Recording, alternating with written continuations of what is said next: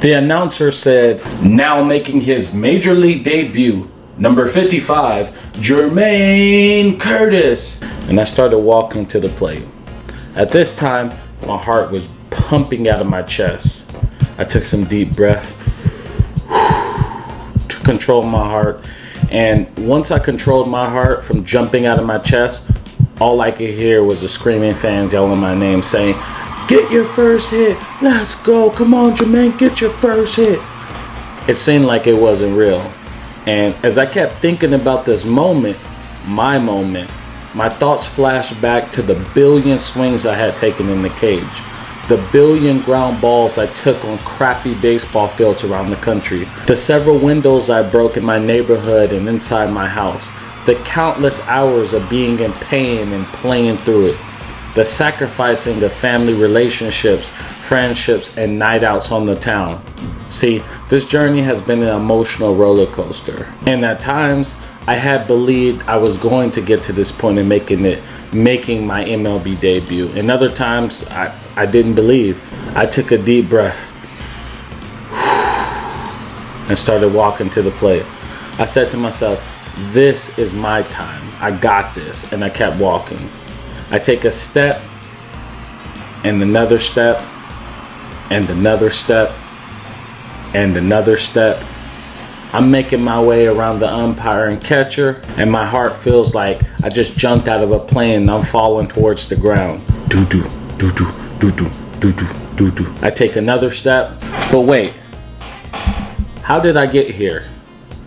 But to tell the full story, I have to go back a few years. So sit back, you're going to enjoy this. So back in 2011, I started the year off in Springfield, Missouri, which is the AA affiliate of the St. Louis Cardinals. And I was sitting the bench. I was upset. I was sad.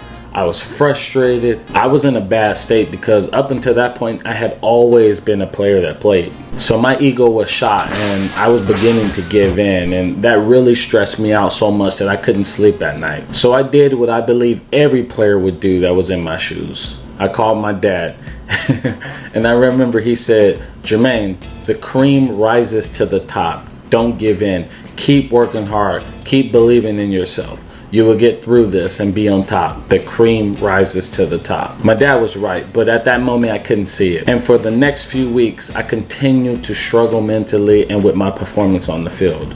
I would sit in the bench 2 days and play a game, and then sit the bench 2 more days and then play a game. Can you imagine not playing 2 days and then facing 95 plus? Imagine calling your parents every day after a game to tell them you practiced hard.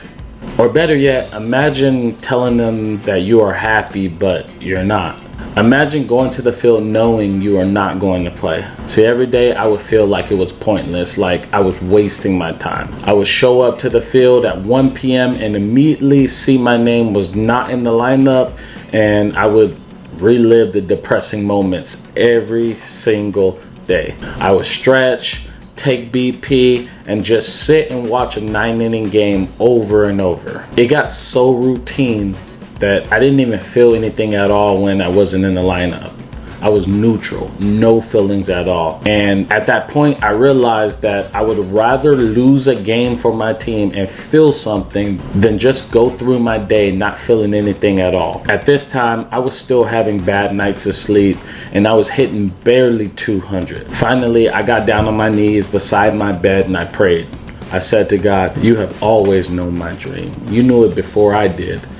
And I feel like I'm losing it. Before this season, I felt close to my dream. Now it seems like I'm going backwards. Is there a reason?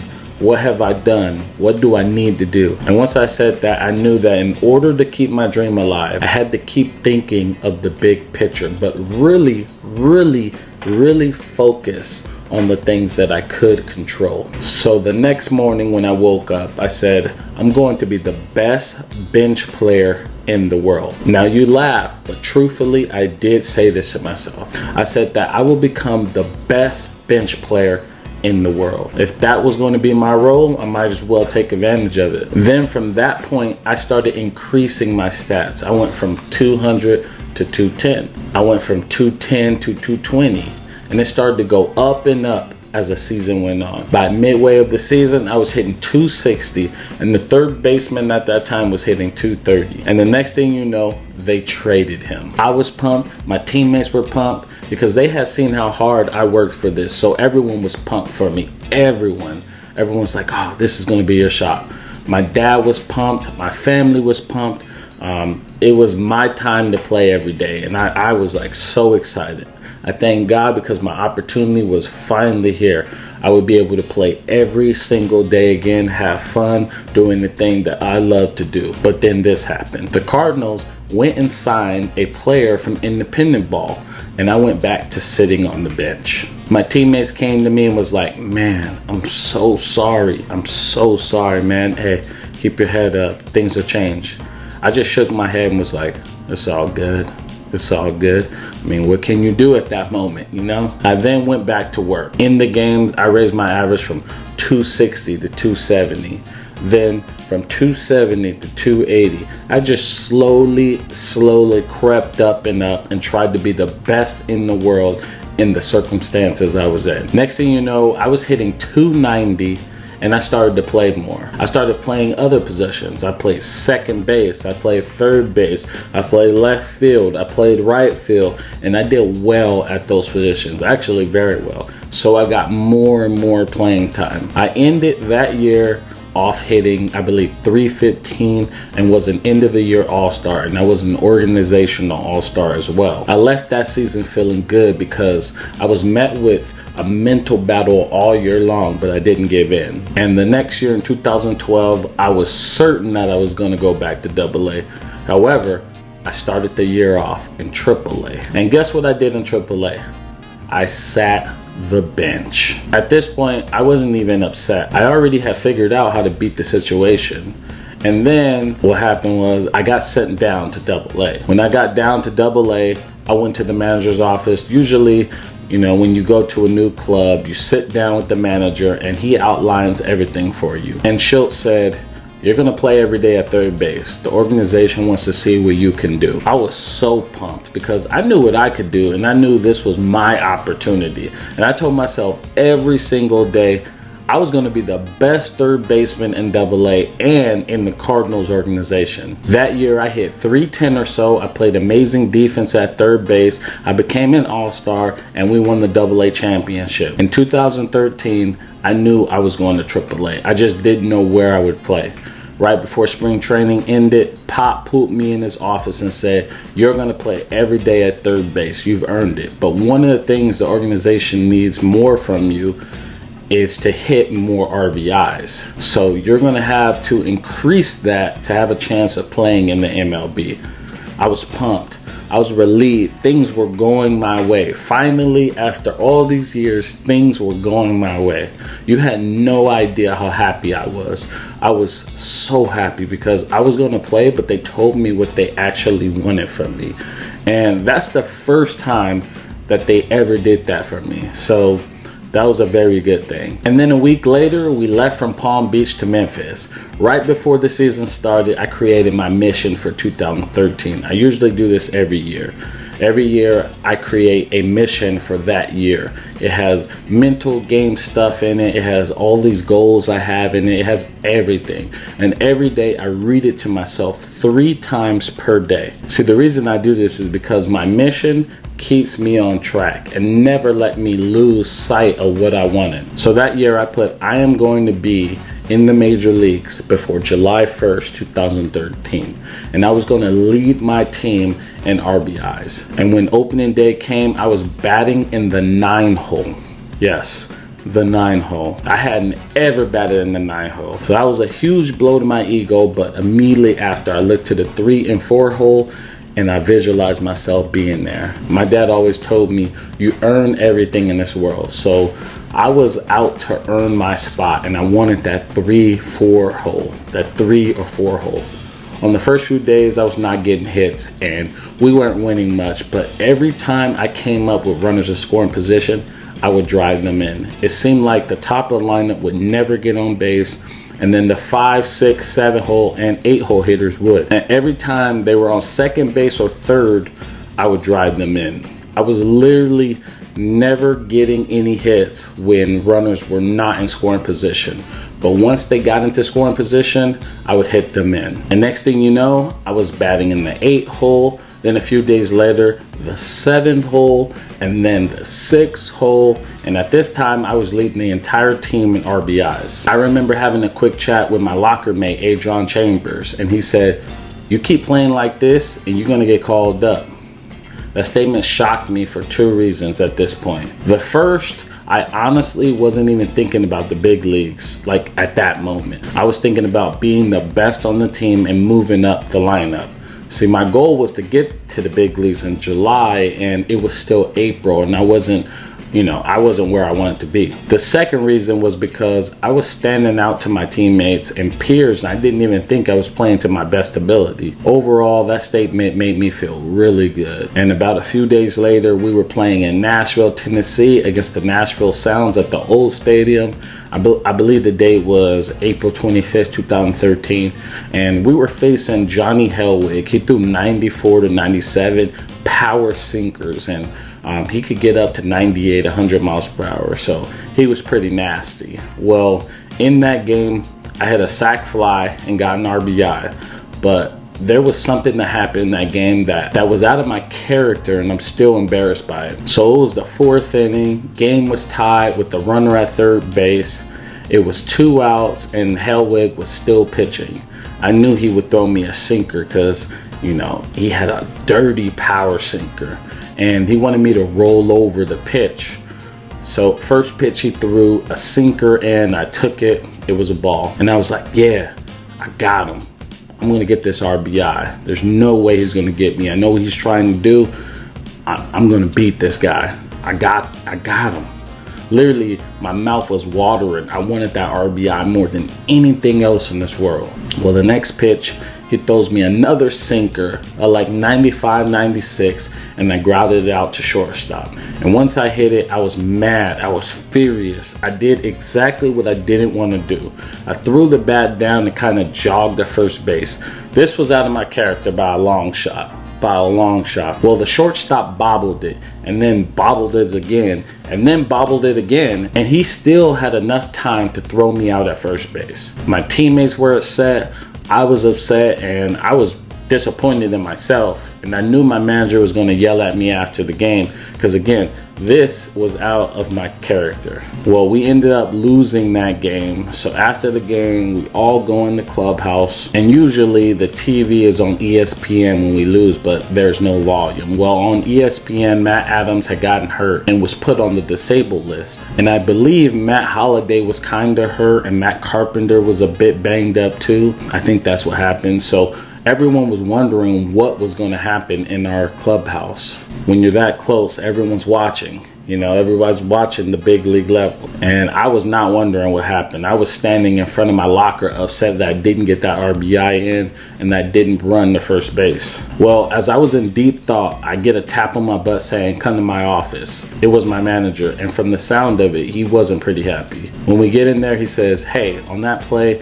I'm going to need you to run it out hard. I know you played the game the right way, so I'm not mad, but next time you got to run it out hard." I respond like, "Yeah, I'm sorry, I got caught up in the game." He laughs and says, "That's not why I called you in here. I called you in here because tomorrow you are going to St. Louis. Congrats." I said, "No way. You're playing with me." He said, "For real?" I said, "No way. Stop messing with me." He said, "You've earned it." And he grabbed me and gave me a hug. Then the other coaches said congrats and also gave me a hug. And when I walked out of the office, the entire team was sitting in the front of their lockers looking at me. One of the players said, "You got called up, huh?" I shook my head, yes, but it was kind of awkward because we had just lost and it was one of the best moments of my life. And I didn't want to be that guy jumping up and down, especially since some guys had a terrible game. But once everyone knew, the entire team came over, gave me a hug, and congratulated me one by one. And that really felt good. It was, man, it's really cool to think about this right now. And after that, I grabbed my phone, went outside to call my family. Well, I called my dad first, and he didn't answer. I called my mom, She didn't answer. I called my girlfriend and she didn't answer. I called my brother, he didn't answer. I called my best friends and they didn't answer. So I'm outside by center field and I'm just walking in circles waiting for them to call me back. Finally, my dad calls and I said, "Dad, pack your bags." He said, "What?" I said, "Pack your bags. We're going to St. Louis. I got called up." He was like, "Jermaine, you better not be messing with me. Really?" I was like, "Yeah, we did it. We going to the big leagues." Man, he was so happy. I wish I could have recorded that moment. Such a priceless, like very good moment. And after that, all my family, friends, and my girlfriend called me and I told them the same exact thing. They were all just like super happy, overwhelmed with joy for me and my family, just overjoyed because they've been on this journey with me and they knew how much it meant to me. And immediately they booked a flight to come out and see me. That night I couldn't sleep and Adrian Chambers took me to dinner and I met up with a few friends from college who were living in the Nashville area at the time. And it was a good night. So at 3 a.m. I took an Uber from the hotel to the airport and my flight was at 5 a.m. When you get called up, you get first class seating. So I was sitting first class and that was super cool because that was my first time that I had done that. And when I was flying over, I was so excited I couldn't eat anything. I was also nervous, so nervous. My palms were sweaty and I felt like a child again. You have to remember, I was dreaming about this day since the age of 5 years old. So getting that call and now was en route was a huge deal for me. I was going to accomplish my childhood dream. So when I landed, I got off the plane and I found the driver the Cardinals had arranged for me to take to the field. And when I got to the field, John Mozeliak was waiting for me. He said, "Throughout your entire career, you have excelled. And when things weren't going your way, you didn't start any trouble in the clubhouse with any guys. You just continue to play well. That's the Cardinals way, and that is why you are now an MLB player with the Cardinals. Congrats." I thought this was pretty cool, and my parents loved hearing that compliment. So after that, I went to the hotel to take a nap before returning back to the field for the game that night versus the Pirates. And when I came back to the field, I was greeted by several players who I had played with several years back in the minor leagues. I then went into the office to meet with Matheny, and he told me, "Hey, congratulations. I know you're ready, but we're going to get you in versus the lefties that they have." And I left the office and I knew my role. I then got ready for BP, and as I went outside to the field, there were reporters there waiting for me. They had huge cameras and they put them all in my face. And it was a bit uncomfortable, but you know, I think I handled it like I had been there, even though I was a bit nervous because, you know, I ain't never had cameras that big in my face. After that, we got ready for the game and we stood on the line for the national anthem. Man, what a moment.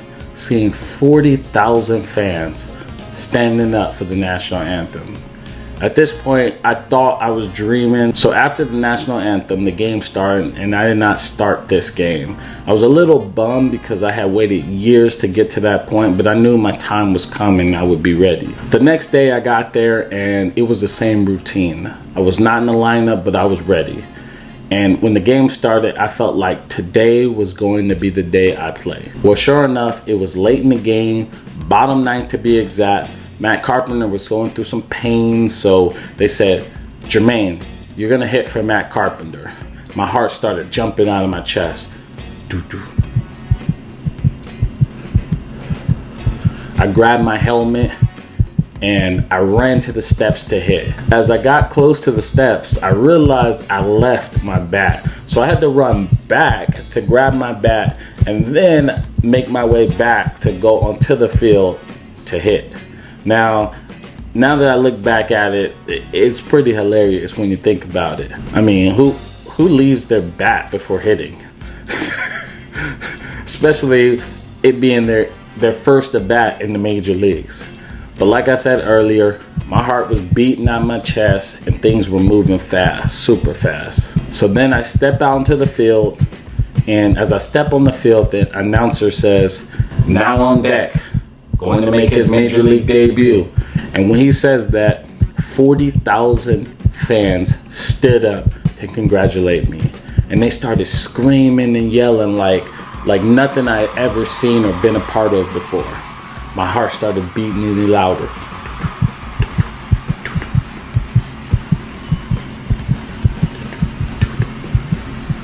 And then the hitter before me got out, so now it was my turn.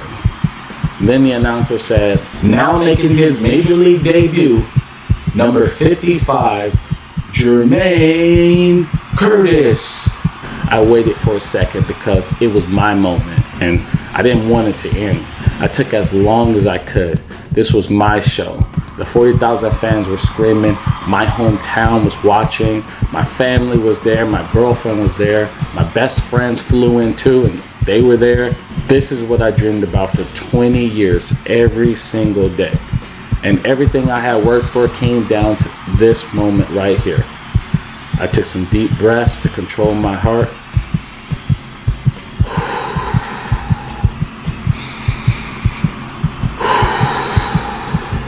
And once I controlled my heart from jumping out of my chest, all I could hear was the screaming fans yelling my name, saying, get your first hit, let's go, you can do it, come on Jermaine, get your first hit. I took a step towards the plate, then another step, then another step. If this was a basketball game, it would have been a shot clock violation because I took my sweet time. And if someone was upset, man, forget them. This was my time. I took another step and another step. My heart beating like doo-doo-doo-doo-doo.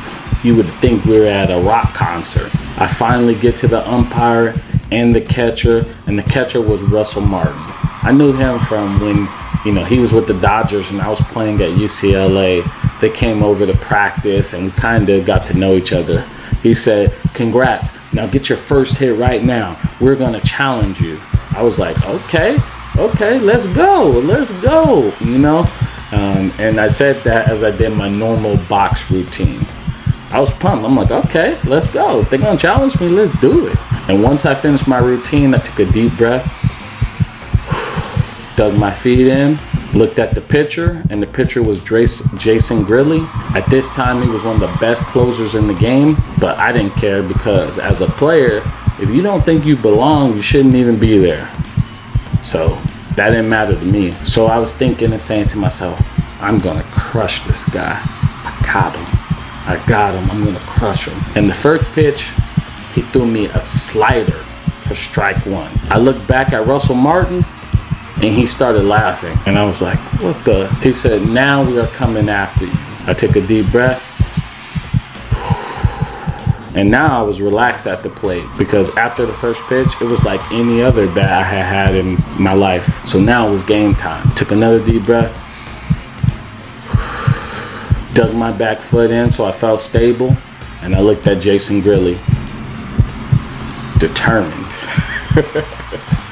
The next pitch, he threw a cutter at 94 miles per hour. And I swung as hard as I could and missed it. Now that I was 0-2, my approach changed. It was now battle for your life. And the next two pitches he threw were balls, and now it was 2-2. I took a deep breath, stepped in, got ready to hit. He threw another cutter, and I fouled it off. For the next few pitches, I fouled off all his best pitches. In my head, I was thinking, I have seen everything. He can't beat me. I'm going to win this. There's no way he's beating me. No way he's beating me. And the next pitch he threw me, I fouled it off again. I was giving everything I had, and he was giving everything he had. Somebody was going to give in. And I was giving so much, like I was sweating. Because when you're like so focused, you just start sweating. I was so dialed in that just intense sweat just falling, from my face. I took a deep breath, got ready to hit, and he threw me a cutter, and I swung through it, strike three. I had a great at bat, but I struck out. And as I walked back to the dugout, the crowd was still screaming and yelling my name, congratulating me. And I thought to myself, it wasn't the outcome I wanted, but I was so happy for the opportunity. No one could take this moment away from me. You know, you got all the people that can hate, saying, you know, stuff about your career and stuff, but no one could take away that I'm an MLB player. And each step I took closer to the dugout, more players were gathering around the front of the dugout. And when I arrived to the dugout, Adam Wainwright was the first person there who greeted me. He stuck his hand out and gave me a handshake and said, "Now you are a Major League Baseball player. Congratulations." That was cool. That was so cool, man, when he did that. And after that game, I went to the locker room to change, and I had 250 text messages, 1,000 tweets, and 50 missed phone calls. And that was just when I arrived to check my phone. For the rest of the night, my phone was blowing up. It seemed like everyone from my hometown city and the Cardinals nation was congratulating me. And that put a huge smile on my face. After I showered and cleaned up, and I met my family, my girlfriend, my best friends at the family room waiting for me. I told them, let's go and get something to eat. And I took them out to eat some late night food. And we all talked about the experience. It was one of the best nights I ever had. And that's it. That's my MLB story. Hey, I want to thank you for watching all the way into the end. If you enjoyed this full story, you're going to love the short story. So all you have to do is click here to watch that. And if you're interested in key takeaways, advice, and tips that I share through my whole story to help you to one day reach the major leagues or your son, then you want to click here, because I go through my trials and tribulations and things that will help you and what you can learn from this story. Okay, I want to thank you for watching, and don't forget to subscribe to the channel. I'm former Major League Baseball player Jermaine Curtis, and I'm signing out.